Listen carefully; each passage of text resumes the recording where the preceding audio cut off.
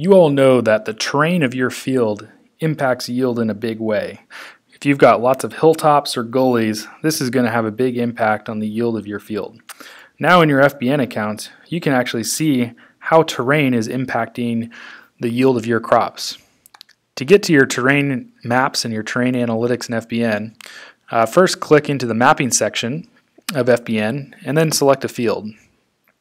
I'm going to select Family Trust East 44 from the left-hand sidebar. Now to compare my terrain map to my yield map for 2016, I'm going to click Compare Maps. Your terrain maps are in the Natural Features section, so under the layer for Natural Features, click Terrain. Now terrain is going to show you where your hilltops are, where your gullies are. Essentially, what are the high areas of the field, the low areas of the field, and your flat areas.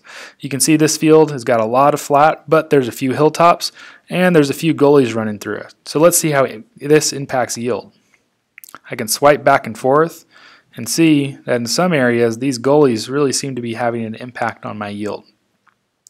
Now this is looking at how terrain impacts yield from a visual standpoint, but now I can also quantify this with the rest of the analytics in Analyze My Operation.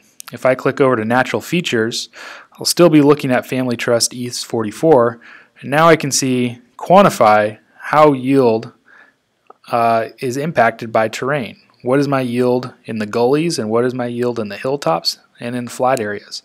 If I want, I can even do this at the entire enterprise level, which is going to aggregate all of my terrain analytics over every single field of my operation. So I know in any given year, for any given crop, how am I yielding in all the gully areas, and all the hilltop areas, and all the slope areas. This has been how to use your FBN account to access terrain maps and terrain analytics and understand terrain's impact on yield.